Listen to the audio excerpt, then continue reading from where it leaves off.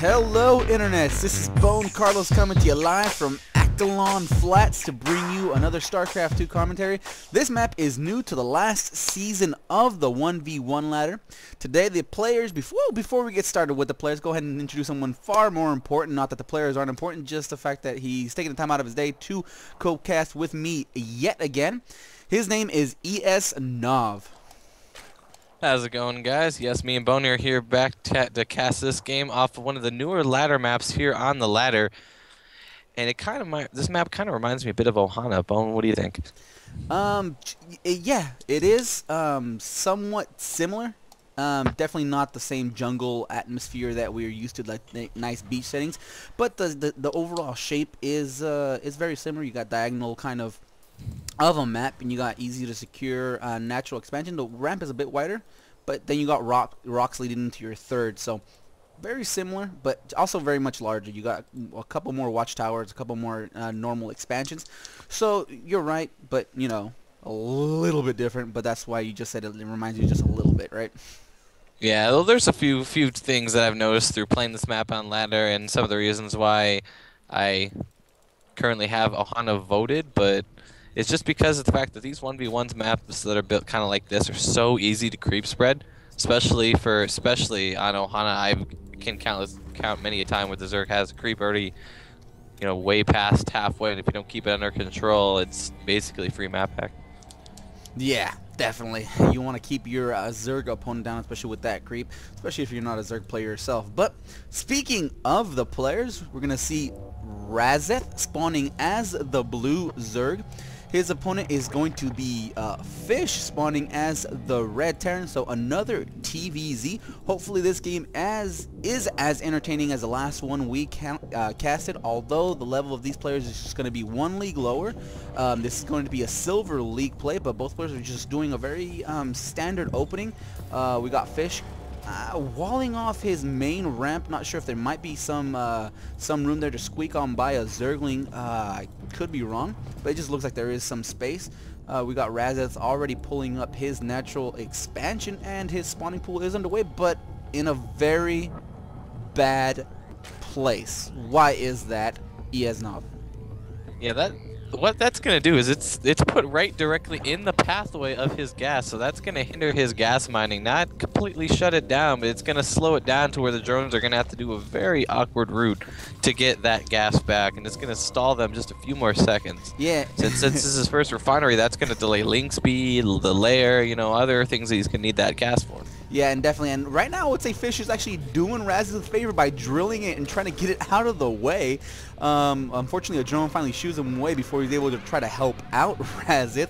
But yeah, at this point, you're going to need 4 drones to make it really effective and optimum. It was just a very awkward position to put down there, and that's something that Razeth really needs to work on. I mean, you could put that right in front of that extractor, a little bit lower and to the right, and not block any sort of drone pathing. But yeah, that's just a really big mistake by Razeth. I'm not sure if that was a misclick or what.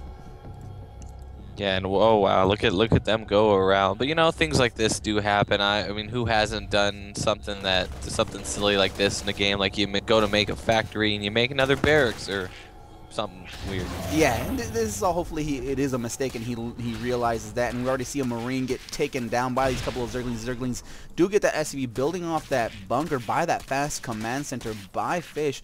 So both of these Zerglings are pretty low on health.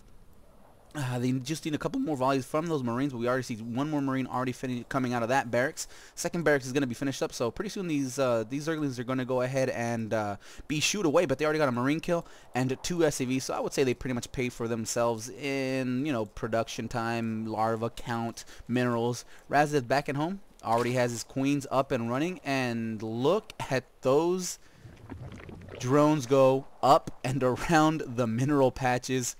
Wow.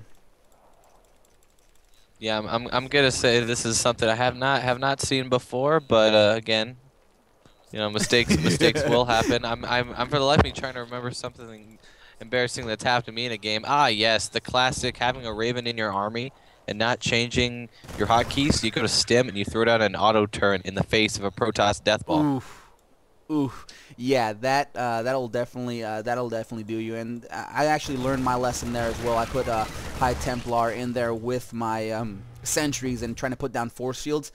Nothing happened because the High Templar take priority. They don't have an F spell, and I had to tab, but it was already too little, too late. But already we have Fish finishing up his bunk. He's gonna go ahead and put down another one. So he's definitely going to go ahead and just secure himself, make sure there isn't any sort of overwhelming odds going down here in his favor. But see, even if these bunkers were there, there's still plenty of opportunities for a Zergling run by. Once these Zerglings get past these bunkers, they could go ahead and get into the natural expansion and start terrorizing those SCVs, and that's when you got a little bit of a tricky situation, especially since Razeth already has his Baneling nest up and he already has his Roach Warren going. His hatch is morphing into lair as we speak, but he's only mining off of, I would say, a 1.5 extractors at the moment. Is there really enough gas to support all of these structures, especially with that Evo chamber in the back just hanging out doing nothing? That Evo chamber, he's not going to be able to afford upgrades unless he gets gas from his natural. And what it looks like he's doing right now is a Roachling Baneling all in. So it looks like even at the lower leagues, people still try to meta. People still try to meta.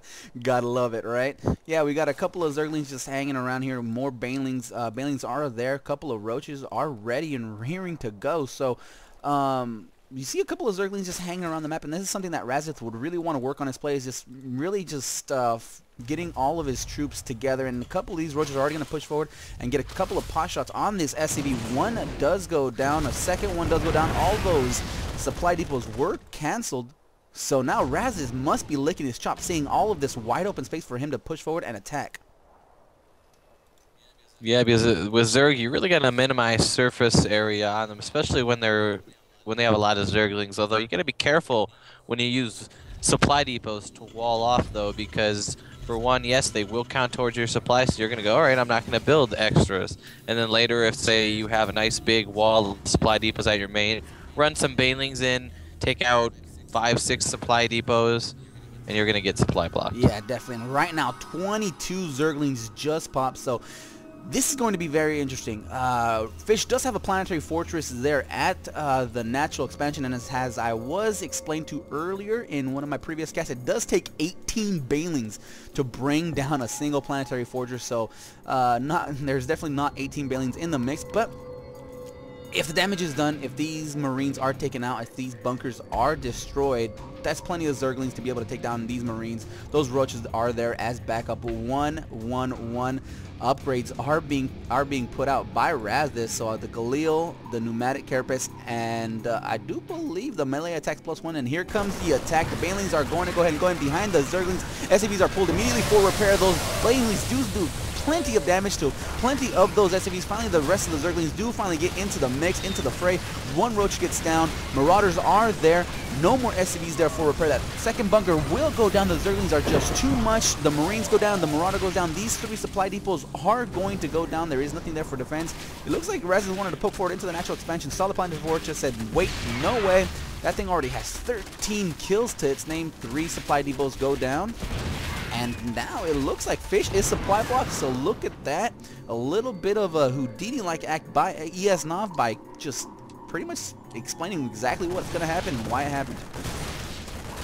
Well, yeah, that specific scenario has happened to me before, but I was more so just like if he would have had more Banelings, and let's say it was a pure depot wall, because I used to do pure depot walls. They're cheap, you can get them up quick. But a couple Banelings and just get your supply blocked. That's why, even though they're a little more costly, a nice barracks wall right here, and he would have been a lot less likely to want to attack into that. Yeah, I mean, definitely. And right now it looks like Razeth is gearing up to make another bust, and this time at the ramp, at the main.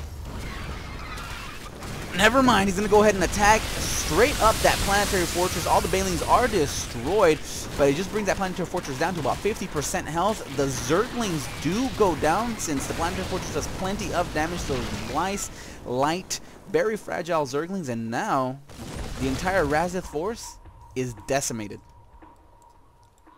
Yeah, honestly, no Zerg ever willingly wants to attack into a planetary fortress, just because for one, it's repairable, has all that HP and armor, and it does tend to pull priority of your army into attacking it, especially in an engagement.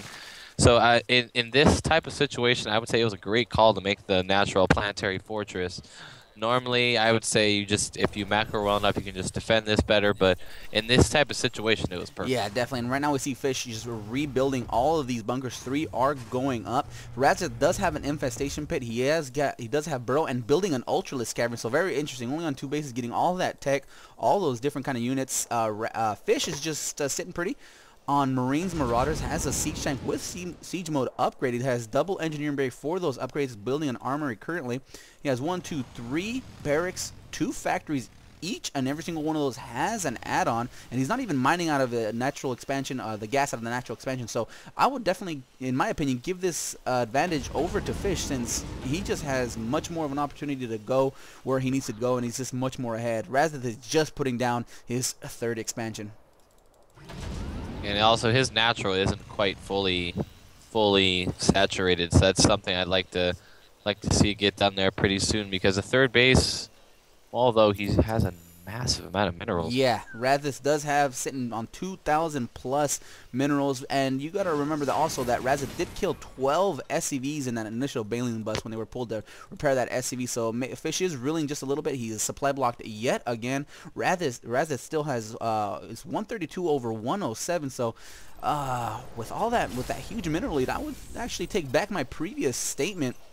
Now Razeth is putting down plenty of supply depots, finishing up this final one. He looks like he built 2, 4, 6, 8, 10 at a time, and now Hellion's gonna go ahead and push forward and chase away these Zerglings. And look at the creep highway that Razeth is trying to pull across the entire map. I know. I really like this, to be honest, just because this reminds me of a game where I saw Hydra do a creep highway Hydra rush, and it worked really well. So that was something that's just a unique way of using these overlords. It's kind of compensating for the fact that he doesn't have that many queens creating creep, but it gets the job definitely. done. I mean, being able to resupply your army is where really the Zerg and Terran players really got to focus on. Protoss players not so much. Just build a pylon at the forward and you're set to go. And finally, those Ultralisks are on the field. 4 currently, 2 more in production, along with that Zergling and Roach backup. So we're going to see some interesting play coming out of Razeth. He's going to continue his aggression and continue his aggressive stance, while Fish is going to play a little bit more defensively. He's going to try to hold off with those siege tanks, with those double upgrades, and building tons and tons of Hellions out of those 2 factories, tying up a lot of minerals in the process. And still, it doesn't look like he's trying to go for a 3rd expansion. So right now, he's just turtling up and doing the best he can to hold off Razeth's swarm-like tendencies. Yep, and I'm gonna be curious to see how this battle goes down here. I really like Fish's defense. 3 bunkers in the front, siege tanks up here, kind of off to the side in a certain position. A little confused though about the Reapers. I'm interested to see where these guys come in. I mean, is he gonna make a nice little Reaper squad and just start raiding expansions, or where these guys are gonna come in? Yeah, and right now it looks like there was maybe some sort of drop. Nope, it looks like this Overlord is just scouting around, seeing exactly what he could see. Looks like Fish pulled back all of his Marines to try to shoo away this Overlord, and that's exactly what you really don't want to do. If Razeth decided to push forward with all of his Ultralisks, with his 4 Ultralisks and plenty of Zerglings, he could catch he could do plenty of damage with all of Fish's Marines in the main base of the mineral line. Yeah, but having all that firepower missing from the front would have been a noticeable difference. I mean, that's well over a dozen. That's well over a dozen Marines, I believe. So that's a lot of firepower missing. Both of those, all those Marines are 2/2. In fact, all of these units are +2, except the mech units. There's only +1 in the attack. Looking over at Razeth's upgrade, he has +1 ground carapace, +1. For those Kaiser blades, so he is finally starting to make use of that Evo chamber, not of that infestation pit though, although he probably used that just to get into the hive tech to get those Ultralisks out and onto the field. But no 4th base, looks like no 4th base just yet. And yeah, both speeders are just macroing up, trying to get their maxed out armies. Yeah, these Marauder squad is very interesting, and it looks like Razeth is finally going to go ahead and push forward, go for it. Ultralisks are going to get there. The Banelings are going to hit those Hellions, hit those bunkers, and tear them to shreds. But now it's just going to be Ultralisks versus all of these Marines. It looks like Fish is going to go ahead and pull back to the defenses structure of that planetary fortress. Roaches are there. The Ultralisks just melt to the combination of all those Marines, that Planetary Fortress, and that Siege Tank. Now the Zerglings are going to go ahead and stream forward and see that everything is just been obliterated. And wow, looking at that exchange, looking at the units lost tab, 64 for Fish, 4,800 resources down the drain, while Razeth has dropped about 215 units and 10,000 resources. The resources tab is really want to keep at around half. Was saved by Fish, but really being only on 2 bases versus 3, that really isn't going to be much. And right now Fish is just going to go ahead and put up plenty of supply depots to try to build himself a nice little wall off an Overlord is just sacked for no apparent reason. And we have Reapers are going to be a Reaper Marine army, and with a Marauder and SCV as company. What do you make of this? This is quite an interesting combo, because I can't say that I've seen Reapers past, I don't know, maybe 10 minutes into the game, and that's if it's a hammer build. Right, just starting some sort of just harassment sort of play, keeping your opponent off balance while you get the tech that you really want. But, you know, this is if Fish is listening to this, hopefully he is, since we are casting it for him. Just from a player standpoint, is streamline your army. You have tanks, you have Marines, you have Marauders, now you have Medevacs, and you have Ravens. You also throw in the mix with Reapers and Hellions. If you manage to streamline your army and go, let's say, for a straight MMM ball with siege tank backup, this army would be twice as big at the moment. Am I right or am I wrong in saying that? No, it definitely would, because the thing that's always bothered me about Reapers is that they take 45 seconds to build. It just makes me sad. It's just, I feel like that's overkill personally, but again, that may be a little bit biased because I got to the whole Reaper thing way late in the game. But yet, Marauders take 30 seconds, I believe, to pop out in comparison to a Reaper's 45 seconds. So essentially, every time you make 2 Reapers, you could have had an extra Marauder. And I was just about to ask you, what's the comparison between a Reaper and Marauder? You answered it perfectly, brilliantly. And right now, we're seeing Fish just clear up that entire creep highway. All those tumors, all those overlords just hanging out are being decimated by this little death squad. Really a firing squad of Marines, Ravens, and just alike, just clearing everything off the map. And this is a great play by Fish. Fantastic. I actually love it. It's going to go ahead and keep Razeth blind. Before, Razeth pretty much had a view of the entire middle of the map. Now if you look at over ahead, his vision, all he could see is up to that first Zelnaga tower on the left. And he's currently supply blocked as well. So that's pretty much the danger of doing that creep highway, losing all those overlords. Yeah, that's the main flaw, and that's why you can only really do it for timing attacks or really to hit a certain time, because after a while, eventually the Terran is going to get AA out and he is going to start cleaning that up. Right now we see another big engagement going on. Finally, Razeth has enough of Fish, and the Baileys clean up everything. Those Ultralists only got a couple of swipes off, and that was it. So huge amounts of damage. Those Baileys just managed to pick off all of those Marines.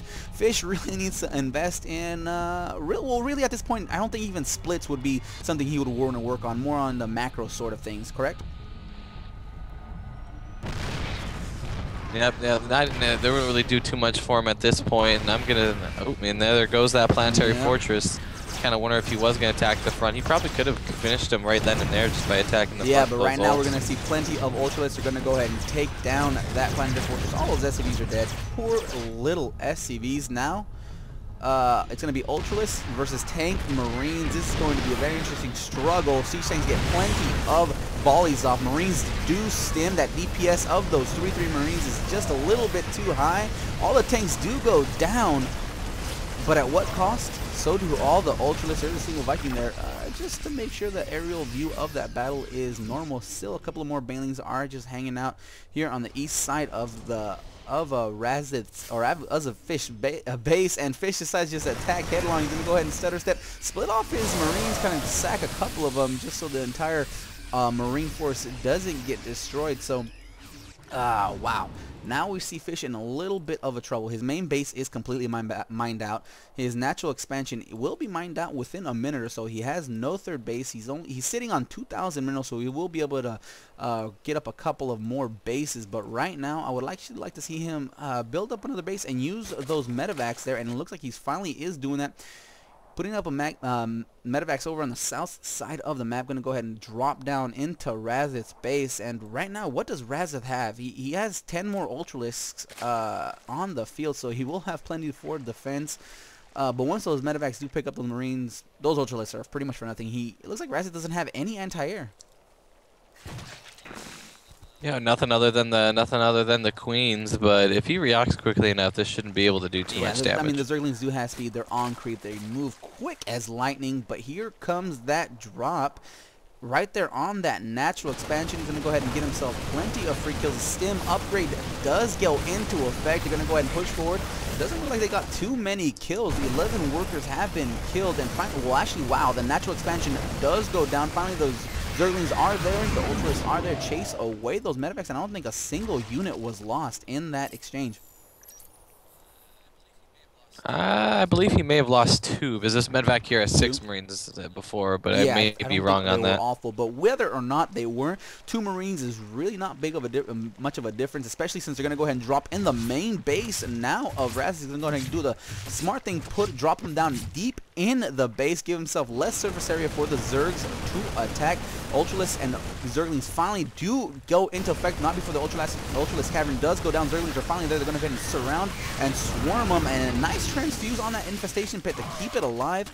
It looks like Fish does manage to leave a few Marines there to die, but he's going to go ahead and swoop down and attack the third. So this is great play by Fish, finally utilizing that mobile army that he could do the drops to give himself time to pick up that third base.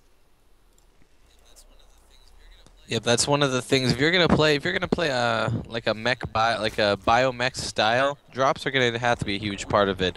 Because even one dropship full of stim Marines can do devastating damage if the Zerg is elsewhere with his attention or whatnot. So that's one thing you gotta play to your build strengths. Fish is utilizing it and utilizing it effectively, since both players are basically equal in supply, 146 to 151. They're both maxed out. They both can max out at 182 to 190. And here comes this drop yet again. He's gonna go ahead and Fish is gonna go ahead and drop it in the main base, chase off an Overlord. Looks like Razeth hasn't noticed it yet because he's uploaded all of his units into his Overlords, and it looks like here comes Fish. Stims forward, gonna take out that Banging Lest with vengeance, avenging all those Marines that went down. Roach Warren is going to go down as well. And finally, Infestors are on the play. They don't have enough energy for any Fungal Growths. Finally, the Fungal Growths do go into effect, catch 2 of those medevacs. Infested Terrans are going to go ahead and put down 2 Infested Terrans. Looks like they weren't even needed, since that medevac did succumb to that poisoning by that Fungal Growth. Yeah, that was honestly, I would consider that at least a bit of a win now that Fish is in the lead in terms of resources, and especially since when you fight this army, if those infestors are a lot easier to deal with when they can only cast 1 or 2 spells instead of having full energy. Even though he did use plenty of fungal growths, energy's free. Just takes time to re-up that energy, and yeah, it doesn't look like they're gonna move out anytime soon. Maybe they're just being used for defensive purposes. It looks like the Zerglings and Ultralisks are being re-uploaded into those Overlords, and we're gonna see a little bit of a drop action by the Zerg play. You never see this. Generally, you don't ever see this, so I'm very interested to see. But there is a Raven there hanging out with an Overlord that spots everything. That could be the most genius play of all time, especially if you have an inattentive player. This Raven is perfectly in sync with this Overlord, and it'll be very tough to spot, even when you have your red-blue indicator on that minimap. Looks like Razeth is going to go ahead and make a drop down in the main base of Fish, but Fish does not see this. He actually has an entire army defending that third expansion with looks like Thor's Marines, Marauders, a couple of medevacs, and here comes the drop, and this is gonna do tons of damage, even if Fish reacts instantly. Yeah, it's a lot of units. The thing that Ultras are really good at is they're so good at just tearing down buildings. Yep. And as you can see, both engineering barriers are down. Armory is gone. Refineries obliterated. This is going to go ahead and turn into a base race. I definitely feel that. Fish feels it. He's going to go ahead and move out his army. He already dropped in the third base of Razeth. Those spine colors are there for defense, getting off plenty of shots. And oh, Fungo Gross are put down on those medevacs, catch everything and anything, and that is good news a little bit for Razeth, but now he's going to have to deal with the entire might of Fish. Puts down Infested Terrans instead of a key Fungal Growth. He has a good Fungal Growth on that, most of that Marine Marauder Force, brings him down to red health. Pretty much most of them down to red health. Another key Fungal brings him down to orange. Stim is running out, but the medevacs are healing for their dear lives, and now it looks like the main base of Fish is done. The Planetary Fortress is there for defense. Those Ultralists are trying to get us around on that Planetary Fortress, but those SCVs are getting the heals off needed, the repairs off needed to be able to keep it alive. Finally, another Stim does push forward into Razeth's base. Both players are supply block, no reinforcements.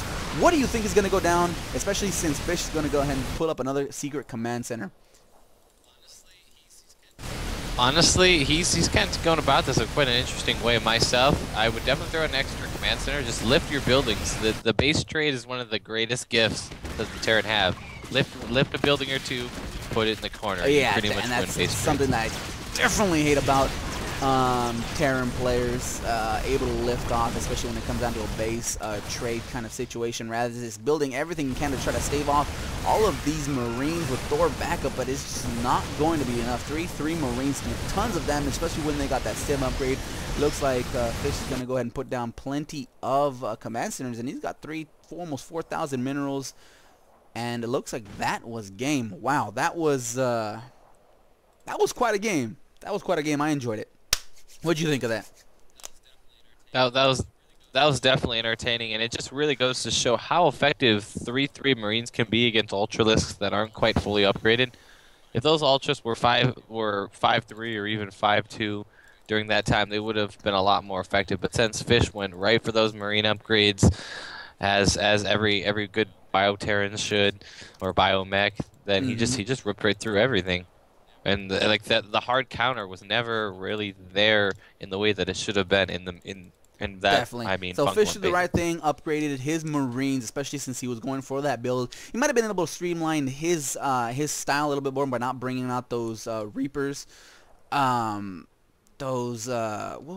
built Reapers, and then he was just all over the place. He pretty much basically almost built every single unit except Ghost and obviously battle cruisers. But I did see a Banshee there, or 2. I saw a Viking. So yeah, I would say if he streamlines his army, he'll be able to succeed a lot quicker, a lot more effectively, more of the time. And what Razeth just needed a hard counter, as you said. So those Infestors, those Banelings, that sort of thing, correct?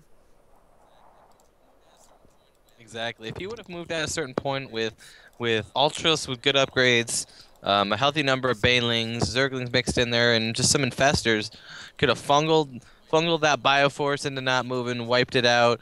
Any tanks left over would have been unprotected. Awesome. So that was it for this replay. I hope you guys enjoyed. If not, leave comments down below on what we can do to make these more enjoyable for you. If you guys have one of your own games that you guys want us to cast, upload them to one of the major replay sites. Drop.sc is popular. SC2 Replays, I do believe, is still up and running, and forward them to us, and we'll be more than happy to take care of it for you guys. Other than that, I am out of here.